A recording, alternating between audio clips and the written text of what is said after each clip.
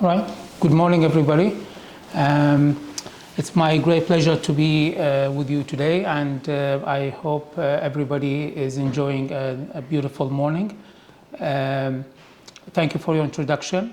Today I'm hoping that will be quite helpful for all your audience by talking on polycystic ovaries and the issues around it. So first of all, I will start from our organization, FUH University Hospital, which is committed to providing the best standard of healthcare through adopting the smart technology and academic strength.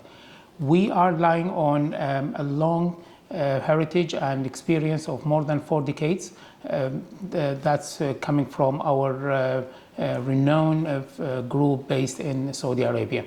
And we are still thriving and striving to give more and better and excellent service to our patients and clients wherever we can reach.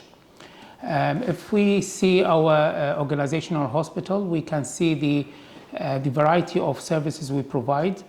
We have 21 emergency beds, 65 clinics, 350 inpatient beds, and 1 helipad for emergencies, and 10 pediatric ICU, 15 beds for neonatal ICU, and operating theaters and adult ICU. We have recently been recognized as a trauma center, and that added to our spectrum of services to our people in Dubai and UAE. Back to me, yes, I have been in this career for more than 20 years. I started in Iraq first and then moved to UK, where I completed my training and worked there for a bit. And for the last 3 or 4 years, I've been here in UAE, and currently I'm the head of Women's Health Department in FUH University Hospital. And I hope through my organization to provide better and more care for our clients. So as introduced earlier, today we will talk about the polycystic ovaries, which in short called PCOS. We'll talk about the meaning of the word and its definition, why it's happening, that the pathophysiology, the features, the signs, symptoms, other health problems, how to diagnose it, the treatment options, and other consideration around it. And then we will leave the space open for all audience to give their questions. All right. I wish you, whoever's sitting on the other side, I wish you to represent the audience and tell me if any of the slides are not clear enough so that I keep explaining. Otherwise, I'll move to the next slide. All right, so I will rely on you for that. So we'll start from the beginning. What is the polycystic ovaries or PCOS? So PCOS is one of the most common hormonal problems, or what we call endocrine problems, which is caused by hormonal imbalance, affecting women in their young age groups. So it can start from teen age group and the early reproductive age group. After 30 years old, it becomes less common to develop. All right. So it's more affecting the younger age group. And we know now it's a more life-lasting condition, and we'll come to the treatment. So it's a persistent condition, it's not a transient one. We'll continue with the woman's life, but we can control the symptoms or the issues around it by the strategies we are going to talk about. Now, the main features of polycystic ovaries are irregular periods, acne, extra facial hair, which is similar to the male pattern of hair growth, and some hair loss, which are similar to the hair loss in the male, just a minor example of me. And most of those women, up to 8 out of 10 of women, they will be either overweight or obese. And we will come to the relationship between the polycystic and the obesity later on, and we'll discuss it further. All right. The condition roughly affects about 1 or 2 in 10 of women, but this incidence is quite variable around the world because of variation in definitions, variation in severity, variation in ethnic groups, and definition in the population of women we are talking about. So talking about all women is different from talking about women with fertility problem, for example, or women with abnormal or irregular periods. So the incidence will be quite variable according to how we define this incidence or prevalence. All right. Next slide. So it's a bit confusing slide, a bit busy slide, but I don't want you to be dazzled by the many terms or words there. The only thing I want you to focus on is a few things. First of all, these are three main parts of the circle: the hormonal imbalance, the insulin resistance, and the hyperandrogenism, which is increase in the androgen, which are the male hormones or male chemicals. The most famous of them is the testosterone. So these three components all work together in causing this problem. Now, we are more recently aware and certain that this problem is caused by some genetic components. So there is a genetic cause behind all this scene causing this issue. But when does this circle start exactly? We are not sure of that. We know that one change will lead to the other. So I want you to focus on these arrows, how they lead to each other in this circle. So where does the circle start? We are not sure, but we know that once it's started, it will keep running, and each one will lead to the other and make the other changes worse and worse. All right? That's the most important thing and significant thing in polycystic ovaries. That's why when we come to the treatment, we will see that breaking this cycle is the main strategy to improve this condition or control it. In addition to that, these changes will be even worse when the woman or that person becomes overweight or obese, because some of these changes are shared with obesity. So they will be more aggravated and worsened if that person was obese. Now, the pictures you are seeing is just to show the wide spectrum of symptoms or systems that can be affected by the polycystic disease. Now, we didn't explain the word polycystic ovarian syndrome from the beginning. The polycystic means that the ovary has many cysts, and we will come and show from where this term is coming. And that was the main feature or one of the primary findings of this condition, and the name is coming from it. So it's the ovary that contains many cysts. Syndrome refers to the condition that gives different symptoms of different systems, all related to the same condition. So all these systems will give different symptoms or features, all related or characteristic of the polycystic ovaries. That's why it's called polycystic ovarian syndrome. All right. The other thing is that's explaining the word polycystic ovaries. So on this side, I don't know, on your left side of the slide, if my arrow is showing, we see the normal looking ovary in which each month there is single follicle, which is the cyst inside which the ovum is growing, that will be released in the middle of the cycle and then changes to other structures. This is happening cyclically inside the body of each woman every month, regularly, and at the end of this cycle, if there is no pregnancy, there will be the menstrual period. That's the normal pattern. Now, with polycystic ovaries, if we see that, we'll see these follicles or cysts will get stuck at some point of or some stage of development, leading to developing many cysts. All are more or less of the same size. They are not growing further to release the eggs, and they are all stuck there, and they will give this characteristic feature or appearance of polycystic ovary. So that's from where this term polycystic came. All right. Now we come to talk about the signs and symptoms of polycystic. So as we explained earlier, because of the hormonal imbalance, if we go back to this slide, we see on this side, this is the glands that are controlling the ovaries and the menstrual cycle. So when there is irregular or disturbance in these hormones, we will end up with irregular periods. So typically the woman will have fewer cycles per year. Instead of having more or less 12 cycles per year, the woman will have 8 or less, sometimes even 3 or 4 per year. Why is that happening? Because the growth of these follicles is not continuing, and they get stuck at some point of time, and the cycle doesn't end as it should be. So there will be less episodes of bleeding.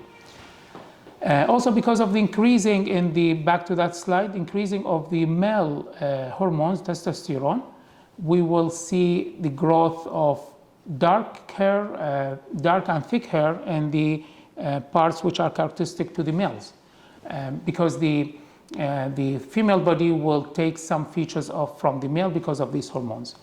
So we see the thick hair, we'll see the acne, oily skin, and some hair loss on the head, similar to kind of partial baldness on the head.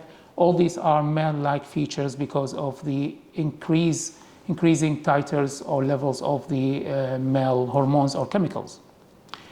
Because of these changes again on the ovaries and because of the hormonal disturbance, some women, especially who are keen to get pregnant, they will find difficulty in that and they will have fertility problems. Now again, we will find the weight gain and obesity is a main part of this condition, but the relationship is quite complex between obesity and polycystic ovaries.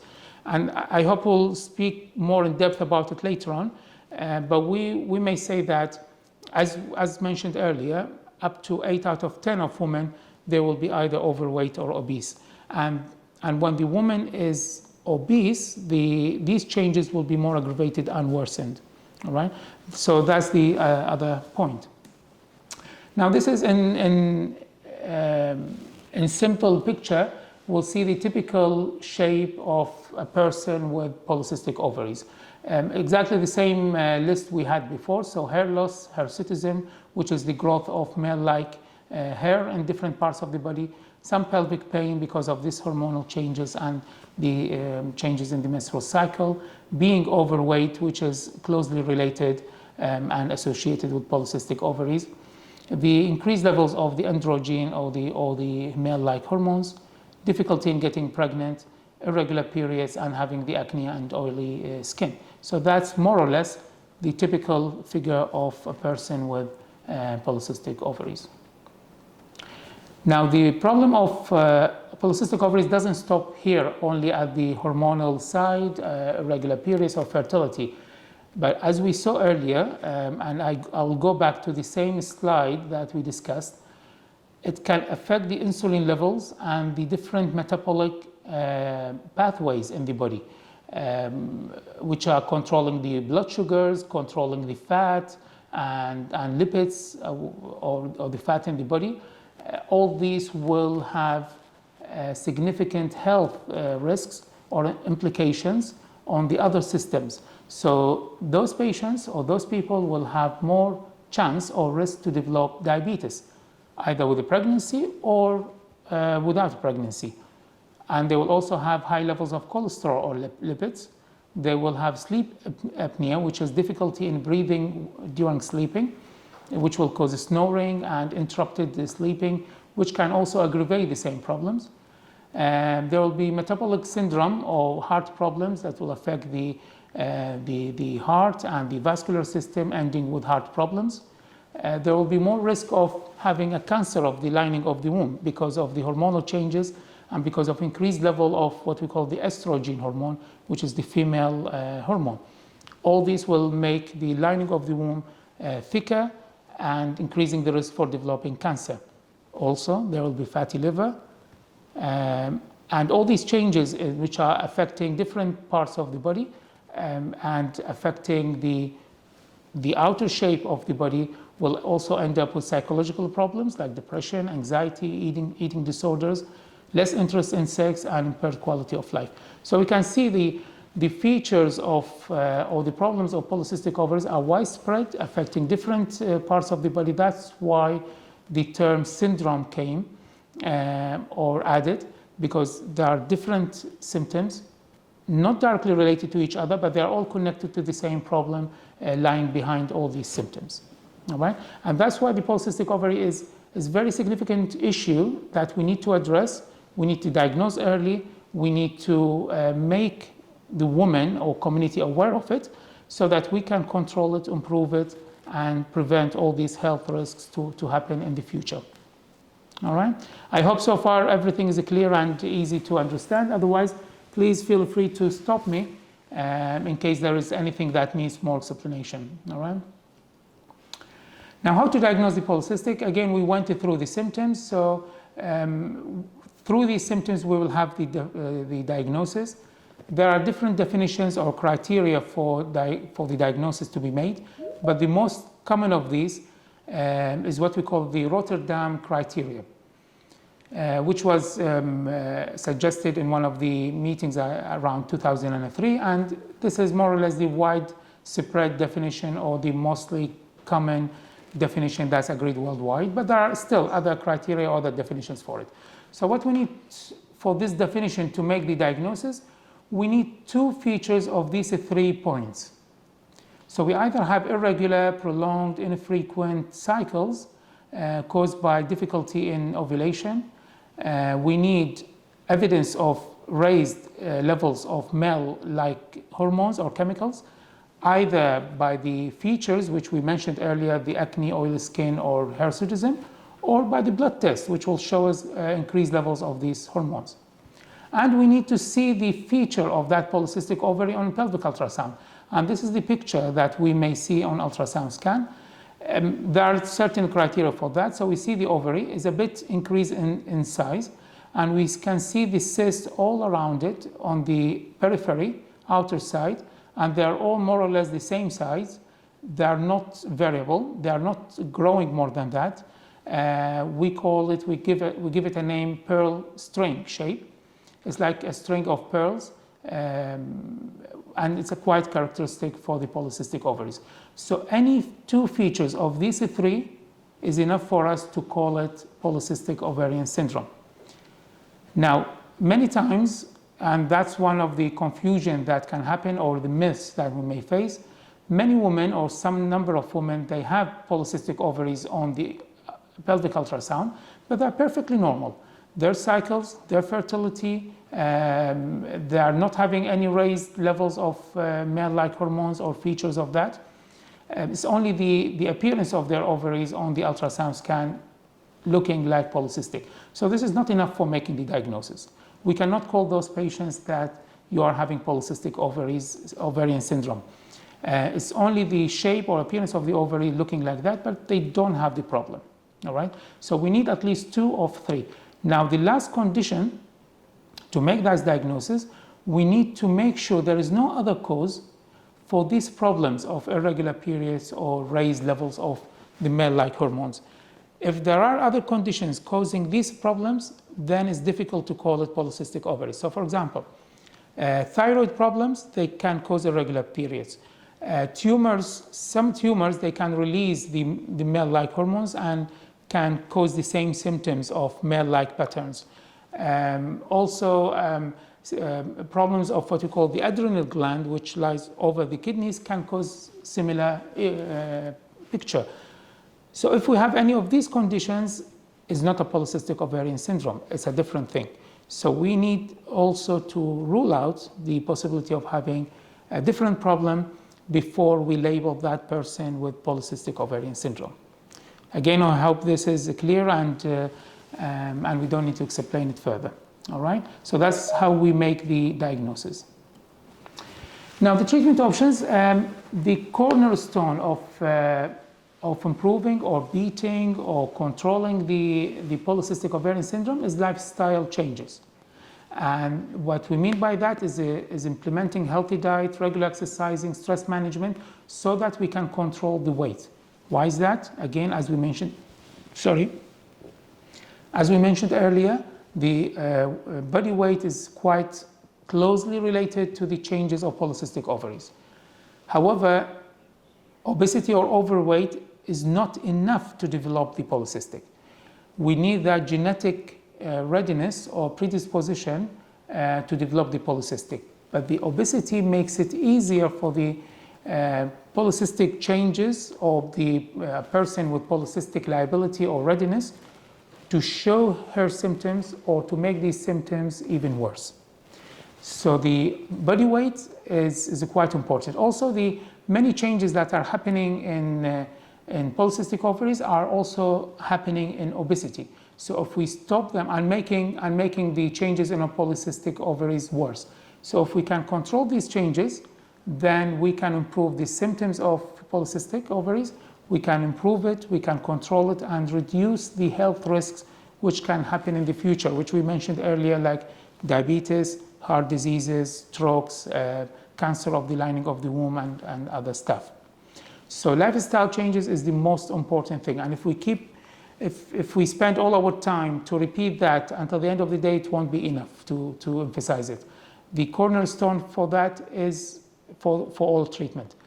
And it was found that losing as little as 5% of body weight can improve many things in polycystic ovaries, like ovulation and conception, fertility, regularity of the periods. So encouraging weight loss is detrimental, is critical to improve polycystic ovaries and reduce the health risk. Again, even if we improve the symptoms, that doesn't mean we are curing the condition. We are not curing it. The condition will remain there because that person still has the liability to develop it. But we can control it, we can improve it. All right, that's the main thing we need to know. All right. Also, as long as we are fixing or reversing the changes that are happening with polycystic ovaries through reducing the weight and weight loss, we will also improve the chances for that person to get pregnant and improve her fertility side. All right. So lifestyle changes, weight loss, maintaining a healthy lifestyle and maintaining a normal weight range is detrimental, is critical, is important to control the polycystic ovaries and its symptoms and health risk related to it. Okay. Now, other options will come or will be tailored according to the needs of that person. So the treatment here will be customized or tailored according to the that specific person needs or problems. We may give birth control pills or other hormonal treatment like the progestogen or progestin to control the cycles.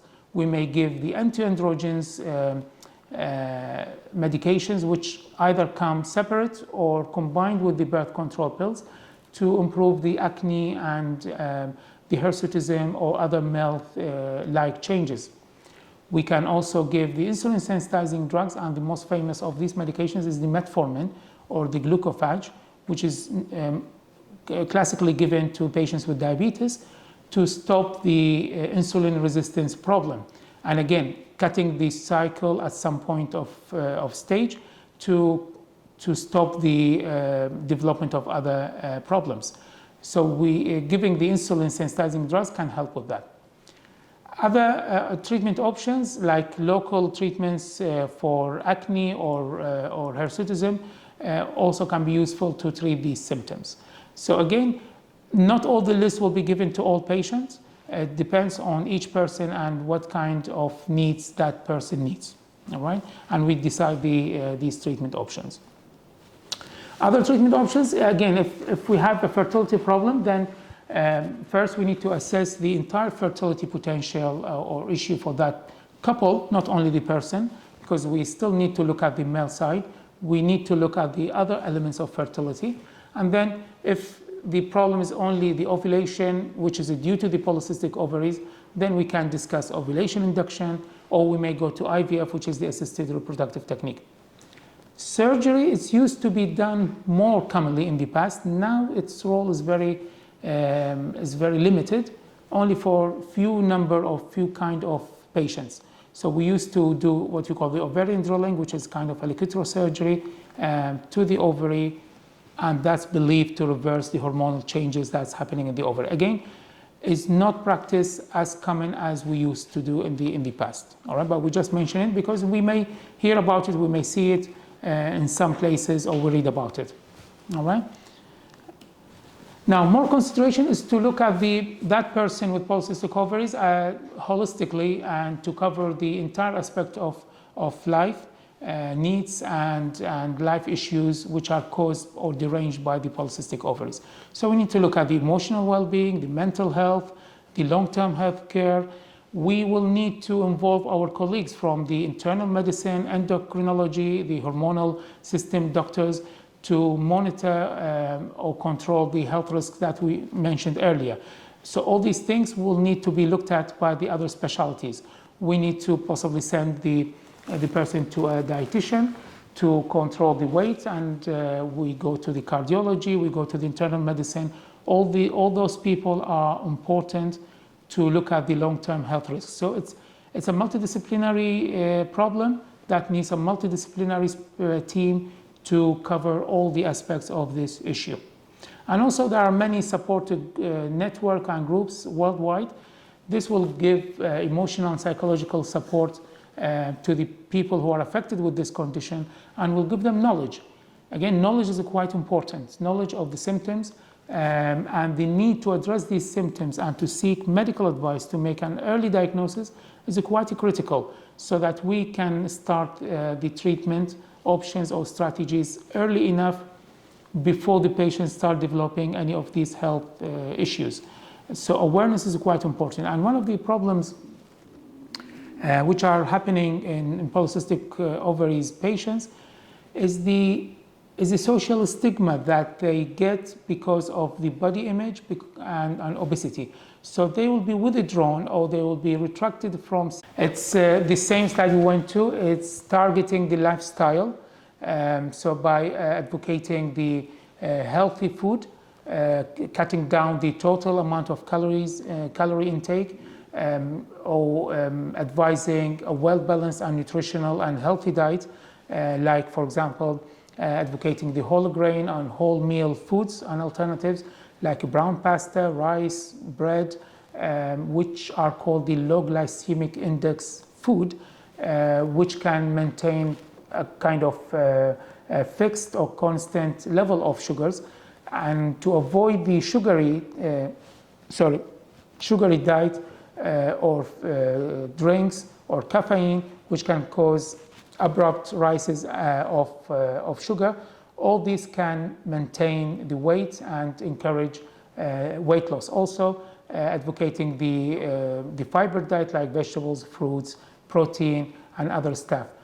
So healthy diet, exercising, with or without getting extra help, for example, from the specialists like dietitian, personal trainers. Nowadays we are having medical and surgical treatment for overweight, so people can try these options. If what they have been doing is not enough for them, then we can advocate these other interventions to lose weight. Once we manage to lose weight, we will cut or break that cycle of changes, and the symptoms of polycystic ovaries will improve, because, as we explained earlier, obesity will make the symptoms worse. So if we improve the obesity, then the changes will be cut down and the symptoms will improve and condition will be controlled.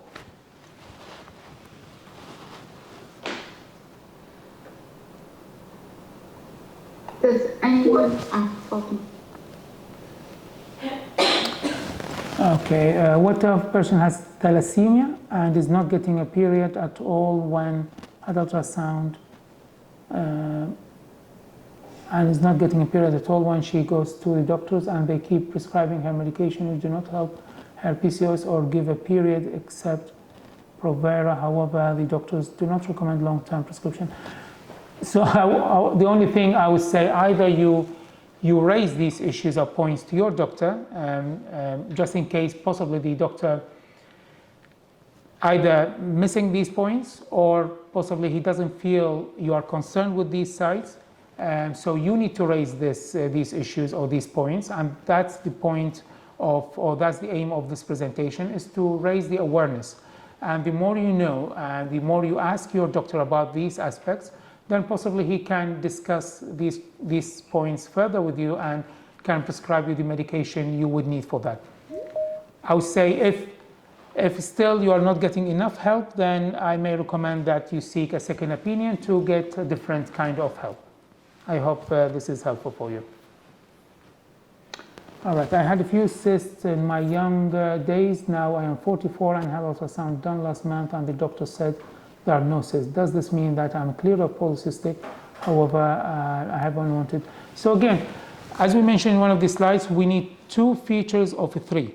So we need irregular periods, we need the extra hair on the face or raised levels of the hormones, and we need the feature of ultrasound scan. So if you score 2 of these 3 and there is no other causes for these changes, then yes, you are having polycystic ovaries.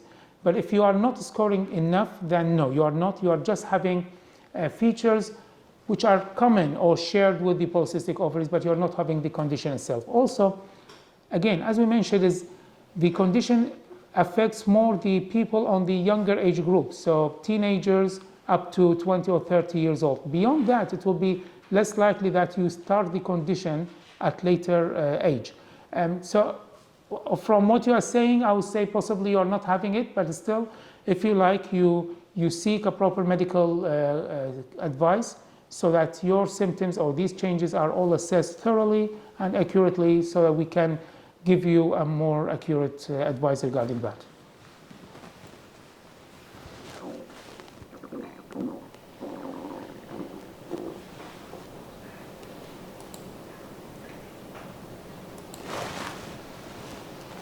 All right, so I'm under medication for hypothyroidism. Could it be because? No, so that's one of the examples we mentioned. So hypothyroidism can give some symptoms which are similar to the symptoms of polycystic ovaries. And these symptoms are the irregular menstruation and may also cause weight gain. So these things are similar to the features of polycystic ovaries, but no. Hypothyroidism has nothing to do with the polycystic ovarian syndrome. And if you have it, it doesn't mean you must have the polycystic ovaries at the same time. So there are different conditions. And this is one of the conditions that we need to rule out so that we make sure that the person we are talking about is having polycystic ovarian syndrome. So no, hypothyroidism is different and separate from the polycystic ovarian syndrome. But they can share some symptoms or features. Doctor, we have a question from Shuruq. Yes. Regard to nutrition, is it true that chicken and meat can trigger the symptoms and make it worse? Usage of pork and seafood. So regarding meat, no, the balanced healthy diet needs protein. And when it comes to the protein, we talk about lean meat or fish or chicken. So if you reduce the fat content and focus more on the protein content, that will be more useful. So no, lean meat, chicken, fish, seafood, they are still useful, but try to reduce the amount of fat in it and don't make it the only component of your food. It's only part of the rest of nutritional elements like the carbs, the vegetables, the dairy products, and other things. So no, it's not that bad, but make sure it doesn't have a lot of fat with it. So the other question is, for facial hair removal, is laser better or electrolysis? So it depends. Each option has its, let's say, pros and cons or benefits. So they can be both useful, but each one can. So laser can leave some scars, can cause some pigmentation. It can come back later. So each one really has its own benefits and risks or bad things. This is more related to dermatology or doctors specialized in skin conditions. They can help you with that. You can visit one of those doctors and they can give you a more depth advice regarding the best option of removing the hair. Now, what comes to us is that we talked about the medication we can use to stop the hair growth, but this medication usually needs a few months, at least 3 to 6 months to work effectively. During this period of time, you may rely on these local options, laser, electrolysis, waxing, shaving, to treat or manage the hair growth until the medication you are taking becomes effective enough and hopefully will stop further growth of the hair. So yes, you can use these ways transiently, temporarily, at time of starting the medications, and hopefully after 3-6 months, you will stop needing them. As a woman, I feel like I'm being too dramatic, but actually I feel that I'm becoming more sensitive since, a couple of months ago, and now I've been diagnosed. And I am having difficulty in conception. but the emotional part is really, really heavy on me. I feel it. But I was wondering if that's related to the problem, or is it only me being over dramatic to the issue?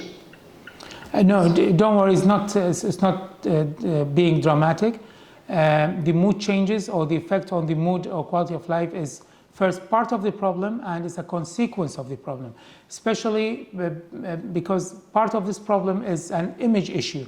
So people who are having overweight or having changes in their face, like the extra hair or acne or oily skin, all these will impact their psychology and mental health and emotions. So that's part of the problem. And if we add to it the fertility problems, the irregular menstruation or other health issues, that will aggravate this issue. So no, you have all the right to not feel well about that. But what I mentioned earlier is that don't let this emotional disturbance stops you from seeking medical advice. So that should push you to go for a doctor, to raise your concern and talk about your problem, to seek a good advice and to treat it so that your psychological side or your emotions get improved and you feel better in your life and you have better quality of life. So don't let this stop you from seeking a good advice. And you have all the right to feel like that, but hopefully we can help you with it and we make it better for you. Doctor, we have a question in the chat. Yeah, so is it possible to be treated fully and how much time it takes? So again, there is no cure for it because those people, they have some kind of readiness to develop these changes because of their genetics. Now, what kind of genetics? Is there a specific gene responsible for that? Still is unknown. And we also know that it's not only the genetic side, it's the interaction between genes and environment. So lifestyle combined with the genetics will cause this problem. So no, there is no complete cure, but there is a control and there is improvement in the symptoms or that pathophysiology or the underlying problem of the polycystic changes. But there is no full cure for it. Sorry if Mrs. Kumasha is hacked. So if you have any questions, your side of everything was clear for you, or you'd like to make any comment on it? Yes, doctor. We have a question. All right, no worries. All right, so yes. So what is the link between having fibroids or polycystic together? So they can come together because of the hormonal changes that are happening, either because of the polycystic or because of something else. So the fibroids, they grow, we know that they rely on the hormones to grow. So, and the polycystic ovaries, they make the body having a higher estrogenic state. That's to say there will be raised levels of estrogen, on which the fibroids rely to grow. So whenever we have polycystic ovarian syndrome, yes, we may see fibroids growing, but they're not directly linked. Fibroid is not part of the problem or part of the pathophysiology or the issues that are developing the polycystic, but they can coexist together. So it's coexisting rather than caused by it. And why this is happening? Because of the disturbance in the levels of the hormones in the body. Thank you, everyone. Thank you, everyone. I hope that was helpful for you. And please let me know if you have any more questions. Again, we put our contact details either through emails, social media, or if you like to come in and visit the place. We'll be more than pleased to see you and help you and give the best healthcare advice or help we can do for you.